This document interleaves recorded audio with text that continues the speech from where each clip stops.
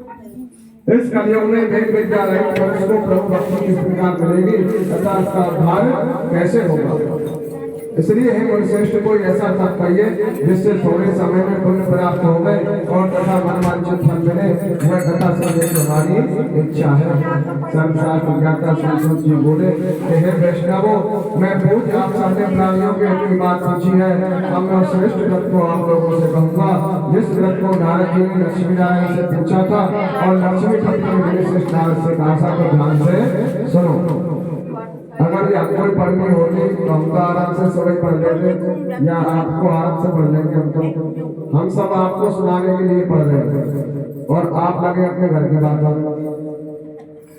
आप आराम से कथा सुनो, श्रवण करना और कथा करवाना एक ही बात है। ऐसे समझो हमारी यहाँ कथा हो रही और ये बड़े सौभाग्य की बात है कि सभी मिलकर के मंदिर में कथा सुनते हैं। घर तो सभी सुनते हैं लेकिन मंदिर में कथा सुन रहे। मंदिर का, देवालय का, नदी का, घर तो सभी नहाते हैं और नदी में क्यों जाते नहाने? नहान का स्नान नदी में क्यों बताया? क्योंकि वहां पर पुण्य अधिक फल प्राप्त होता है। जो हम नहाते हैं तो नहाते हैं मिलेंगे। इसीलिए मंदिर का भी सुनने का, प्रसाद लेने का। भाई एक मिश्री के दाने का कोई आपको भूख थोड़ी लगेगा। पंडित जी के पास जाओ, मिश्री का दाना खा के आओगे। इसका बड़ा पवित्र होता है, इससे मन पवित्र होता है, आचरण पवित्र होता है, इससे अपना शांति होती है। मीठा खाने से शुभ काम होते हैं। कोई कहीं जाता है, कहते सबसे पहले नहा लो, के मंदिर जाओ, चरणामृत लो और फिर मीठा खाओ। एक दाने से कुछ थोड़ी हो रहा है, लेकिन एक दाने का मतलब हो मंदिर का प्रसाद और कहीं जाए तो वो शुभ कामना वाला काम आता है। चरणामृत जो चरणामृत जो पीते हैं अकाल मृत्यु नहीं होने देता है। चरणामृत का मतलब है ये अकाल मृत्यु नहीं होने देता। मृत्यु तो सबकी होनी है लेकिन अकाल मृत्यु समय से पहले हो जाता है, तो वो चीज नहीं होनी चाहिए। तो मेरा मतलब है कि भगवान सभी को सद्बुद्धि दे और जो ये घटना हुई है ऐसे घटना हम कभी किसी के साथ में ना हो। ये फोन से ही नहीं, चाहे 1 रुपया की चोरी हो, चोरी तो फिर वो चोरी होती है। पंडित जी होते हैं, इनका पर्स गिर गया था पैसों का। मैंने फोन करा जो आपके सामने, मैंने तुरंत दिया उठा के। और इनका पर्स गिर गया था उस दिन तो मैंने उठा के दिया। क्या लगे पैसों का? ये तो गलत। देखो हम लोग जो पूजा कर रहे हैं, एक ब्राह्मण वो भी होते हैं कि एक जाकर के चौराहे पर सिगरेट पी रहे। एक ब्राह्मण वो भी है कि जो उन्हें कोई मतलब नहीं मनुष्य से, और एक ब्राह्मण वो भी है वो नशेबाजी दारूबाज कर रहे हैं। और एक ब्राह्मण वो भी है कि जो कुछ भी नहीं खा रहे लेकिन फिर भी वो बहुत दुखी रहते हैं, फिर भी उनका पूर्ण नहीं होता। दूसरा देख रहा है उनके यार ये तो बहुत बढ़िया है, हमारी परीक्षा तो बताओ, लेकिन ये नहीं पता शाम को नींद नहीं आती है। शाम को नींद नहीं आती, ऐसी आदतें हो जाती हैं कि जब तक वो चाहिए फिर जब नींद आएगी। इसलिए बढ़िया कोई नहीं है, भगवान का दास सभी सुखी रहेंगे, ये कंफर्म बात। और आज नहीं तो कल और नहीं तो परसों उसका रिजल्ट मिलेगा। मैंने आपको पहले ही बताया, जितने बार पैसे वाले पाप कर्म कर रहे हैं उनके शीशा भी नहीं खोलते। शीशा खोलने वाला कोई नहीं होता फिर। इसलिए भगवान का भजन और तप और जप जितना शरीर से हो जाए, मन से हो जाए, वो सबसे बढ़िया। ये 5 अध्याय है, थोड़ा सा भी समय लगेगा, हम समय कम ही लेंगे। मेरा मतलब है 7 अध्याय पूरा होने पे फिर ओम नारायण जोड़ लगाओ, हम कह रहे हैं एक समय देव ऋषि नारद जी दूसरों की इच्छा से अनेक लोकों में घूमते हुए मृत्यु लोक में आ पहुंचे। या अनेक योनियों में जन्मे हुए प्राय सभी मनुष्यों को अपने कर्मों के द्वारा अनेकों दुखों से पीड़ित देखकर सोचा कि किस यज्ञ के करने से निश्चय प्राणियों के दुखों का नाश हो सकेगा। तो ऐसा मन में सोचकर विष्णु लोक को गए। वहां श्वेत वर्ण और 4 भुजाओं वाले देवों के ईश नारायण को उनके हाथों में शंख चक्र गदा थे और पर्वत तथा वरमाला पहने हुए थे। देखकर स्तुति करने लगे कि हे भगवान, आप अत्यंत शक्ति से संपन्न हैं, मन तथा वाणी भी आपको नहीं पा सकती, आपका आदि मध्य अंत नहीं हुआ, आप निर्गुण स्वरूप वह सृष्टि के आदिभूत व भक्तों के दुखों को नष्ट करने वाले हो, आपको मेरा नमस्कार।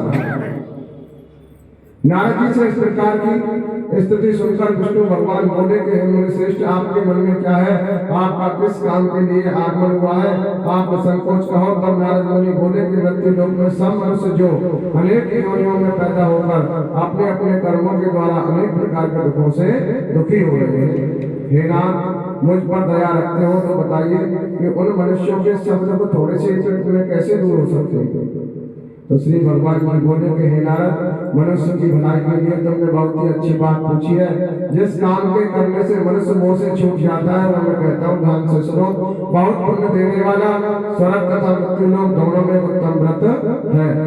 आज मैं प्रेमवश होकर तुमसे कहता हूँ कि श्री सत्यनारायण का यह व्रत अच्छी तरह विधि पूर्वक करके मनुष्य आयु पर्याप्त तक सुख भोगकर मरने पर मोक्ष को प्राप्त होता है।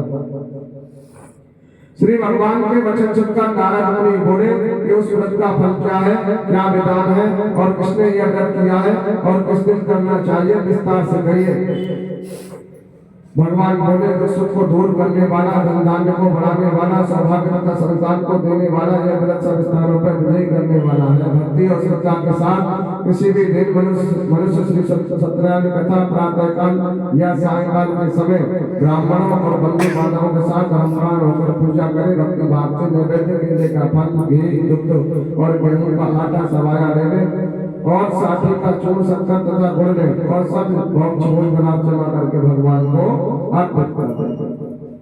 बंधु बांधवों सहित ब्राह्मणों को भोजन करावे, तत्पश्चात स्वयं भोजन करे, नृत्य गीत आदि का भजन करते हुए समय को व्यतीत करे और इस तरह व्रत करने पर मनुष्य की इच्छा निश्चय पूरी होती है। विशेष फल काल में भूमि पर यही मोक्ष का सरल उपाय है। श्रीमन नारायण नारायण नारायण भगवान श्रीमन नारायण नारायण नारायण श्रीमन नारायण नारायण नारायण श्रीमन नारायण भगवान नारायण श्रीमन नारायण नारायण नारायण भगवान। बोलिए सत्यनारायण भगवान, बोल विष्णु भगवान। सूर्य बोले कि हे ऋषियों, उसने पहले समय में इस व्रत को किया, उसका इतिहास कहता हूँ, ध्यान से सुनो। सुंदर काशीपुरी नगरी में एक अत्यंत निर्धन ब्राह्मण रहता था। वह भूख और प्यास से विचलित पर भूखता था। ब्राह्मणों से प्रेम करने वाले भगवान ने ब्राह्मणों को दुखी देखकर बोले, ब्राह्मण का रूप धर। उसके पास जाके आदर से पूछा कि हे मित्र, तुम नित्य दुखी हुए पृथ्वी पर क्यों घूमते हो? हे श्रेष्ठ ब्राह्मण, यह सब मुझसे कहो, मैं सुनना चाहता हूँ। ब्राह्मण बोला कि मैं निर्धन ब्राह्मण हूँ और भिक्षा के लिए पृथ्वी पर फिरता हूँ। हे भगवान, यदि आप इसका उपाय जानते हैं तो कृपा करके मुझसे कहो। तो वृद्ध ब्राह्मण बोला कि हे सत्यनारायण भगवान, मनवांछित फल देने वाले हैं, इसलिए ब्राह्मण हे ब्राह्मण तुम उनका पूजन करो, जिसके करने से मनुष्य दुखों से मुक्त हो जाता है। ब्राह्मण को व्रत का सारा विधान बतलाकर पूरे ब्राह्मण का रूप धारण करने वाले सत्यनारायण भगवान उनका ध्यान हो गए। जिस व्रत को वृद्ध ब्राह्मण ने बताया, मैं उसको करूंगा, यह निश्चय करने पर से रात को नींद नहीं आई और वह सवेरे उठ सत्यनारायण के व्रत का निश्चय कर भिक्षा के लिए चला। उसको भिक्षा में बहुत सा धन मिला, जिससे बंधु बांधवों के साथ उसने सत्यनारायण जी का व्रत किया। इसके करने से वह ब्राह्मण सब दुखों से छूटकर अनेक प्रकार की संपत्तियों से युक्त हुआ और उस समय से वह ब्राह्मण हर मास व्रत करने लगा। इस तरह सत्यनारायण भगवान के व्रत को जो करेगा वह सब दुखों से छूट जाएगा। इस तरह नारद जी से नारायण का कहा हुआ यह व्रत मैंने तुमसे कहा है विप्रो, मैं अब और क्या कहूँ। ऋषि बोले कि हे मुनीश्वर, संसार में इस ब्राह्मण से सुनकर किस किस ने इस व्रत को किया है, हम यह सब सुनना चाहते हैं, इसके लिए हमारे मन में श्रद्धा है। सूर्य जी बोले कि हे मुनियों, जिस जिस इस व्रत को किया है सब सुनो। एक समय वहीं ब्राह्मण धन और ऐश्वर्य के अनुसार बंधु बांधवों के साथ व्रत करने को तैयार हुआ। उसी समय में लकड़ी बेचने वाला बूढ़ा आदमी आया और लकड़ियों को बाहर रखकर ब्राह्मण के मकान में गया। प्यास से दुखी लकड़हारा उनको व्रत करते हुए देखकर नमस्कार कर कहने लगा कि आप सब यह क्या कर रहे हैं और इसके करने से क्या फल मिलता है, कृपा करके मुझसे कहो। तो ब्राह्मण ने कहा कि सब मनोकामनाओं को पूर्ण करने वाला यह सत्यनारायण भगवान जी का व्रत है। इसकी ही कृपा से मेरे यहाँ धन आदि की वृद्धि हुई है। ब्राह्मण से इस व्रत के बारे में जानकर लकड़हारा बहुत प्रसन्न हुआ। शरणागत ले और प्रसाद खाने के बाद अपने घर को गए। लकड़हारे ने अपने मन में इस प्रकार का संकल्प किया कि आज ग्राम में लकड़ी बेचने से जो धन मिलेगा उसी से मैं सत्यनारायण देव जी का उत्तम व्रत करूंगा। यह मन में विचार कर वह बूढ़ा आदमी लकड़ियां अपने सिर पर रखकर जिस नगर में धनवान लोग रहते थे ऐसे सुंदर नगर में गया और उस रोज वहां पर उसे उन लकड़ियों का दाम पहले दिनों से चौगुना मिला। तब वह बूढ़ा लकड़हारा दाम में और अति प्रसन्न होकर पके केले की फली, शक्कर, घी, दुग्ध, दही और गेहूं का आटा इत्यादि सत्यनारायण भगवान के व्रत की कुल सामग्री को लेकर अपने घर को गए। फिर अपने अपने भाइयों को बुलवाकर विधि के साथ भगवान जी का पूजन व व्रत किया। उस व्रत के प्रभाव से वह बूढ़ा लकड़हारा धनपुत्र आदि से युक्त हुआ और संसार के समस्त भोग कर वैकुंठ को चला गया। श्रीमन नारायण नारायण नारायण भगवान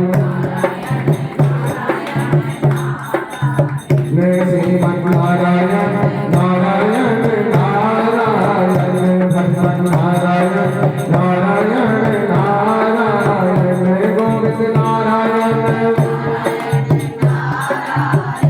गोविंद नारायण नारायण नारायण श्रीमन नारायण नारायण नारायण नारायण भगवान की।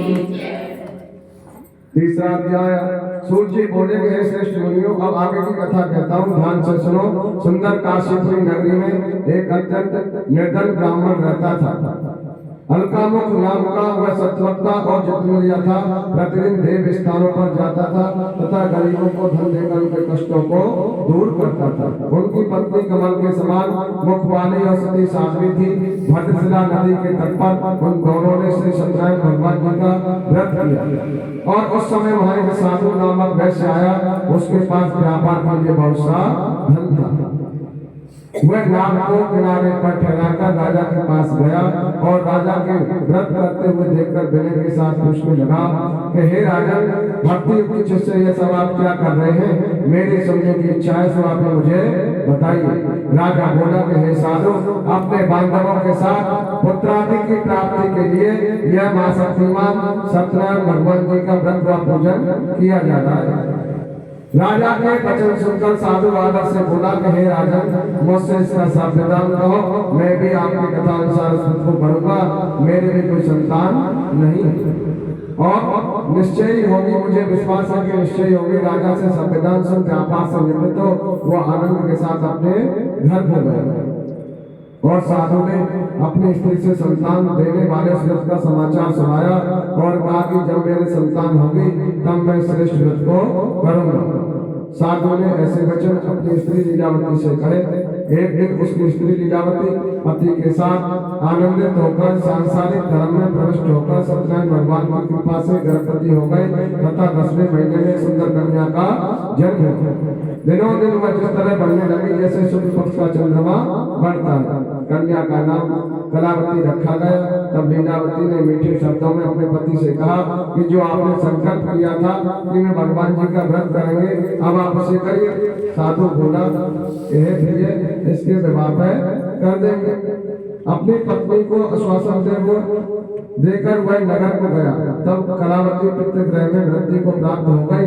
साधु ने जब नगर में सखियों के साथ अपनी पुत्री को देखा तो तुरंत दूध को बुलवा कर कहा कि पुत्री के वास्ते कोई शिव पर देखकर लाओ। साधु की आज्ञा पाकर दूध कंचन नगर पहुंचा और वहां पर बड़ी खोज देखभाल कर लड़की के लिए शिव वाणी पुत्र को ले आया।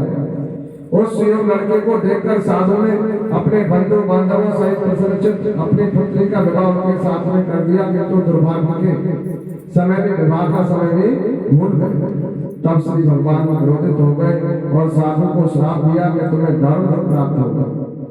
अपने कार्य में कुशल साधु बनिया जामा सहित समुद्र के समीप स्थित रत्नपुर नगर में गया और वहां दोनों ससुर जमाई चंद्रकेतु राजा के उस नगर में व्यापार करने लगे।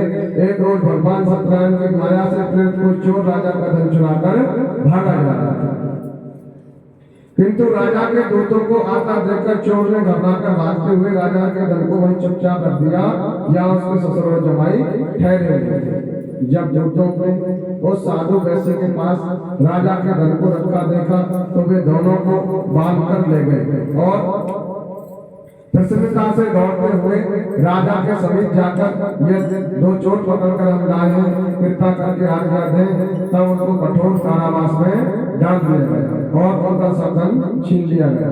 सत्यनारायण भगवान के श्राप द्वारा उनकी पत्नी भी घर पर बहुत ही दुखी हुई और जो धन घर पर रखा था वह सब चोर चुरा ले गए। शारीरिक व मानसिक पीड़ा तथा भूख प्यास आदि दुखित अन्य की चिंता में कलावती एक ब्राह्मण के घर गई और वहां उसने सत्यनारायण भगवान जी का व्रत होते देखे कथा सुनी। फिर कथा सुनी तब प्रसाद ग्रहण कर रात को घर आई। तब माता ने कलावती से कहा कि हे पुत्री अब तक कहाँ रही, तेरे मन में क्या है? कलावती बोली कि हे माता, मैंने एक ब्राह्मण के घर श्री सत्यनारायण भगवान जी का व्रत होते देखा है। कन्या के वचन सुनकर लीलावती भगवान के पूजन की तैयारी की और वरमाला की तैयारी करने लगी। परिवार और बंधु बांधवों सहित श्री सत्यनारायण भगवान जी का पूजन किया और वरमाला की मेरे पति और दामाद सीख रहा। साथ ही प्रार्थना की कि हम सबका अपराध क्षमा करें। सत्यनारायण भगवान इस दृश्य से संतुष्ट हो गए और राजा चंद्रकेतु को स्वप्न में दर्शन देकर कहा कि हे राजा, दोनों वैश्यों को प्राप्ति छोड़ दो और उनका जो धन तुमने ग्रहण किया वो लौटा दो, नहीं तो मैं तेरा धन पुत्रादि सब नष्ट कर दूंगा। राजा से ऐसे वचन कहकर सत्यनारायण भगवान अंतर ध्यान हो गए। प्राप्त कर राजा चंद्रकेतु ने सभा में अपना सत्य सुनाया। फिर दोनों वाणिक पुत्रों को कैसे मुक्त कर सभा में बुलाया। दोनों ने आते ही राजा को नमस्कार किया। राजा मीठे वचनों से बोला कि हे मान भावो, भावी वर्ष में कठिन दुख प्राप्त हुआ, तुम्हें कोई भय नहीं हुआ ऐसा, अब मैं तुम्हें कोई भय नहीं। ऐसा कहकर राजा ने उनको नए नए वस्त्र भूषण पहनाए और उनका जितना धन दिया था उससे दुगना धन देकर आदर से विदा किया। श्रीमन्नारायण नारायण नारायण भगवान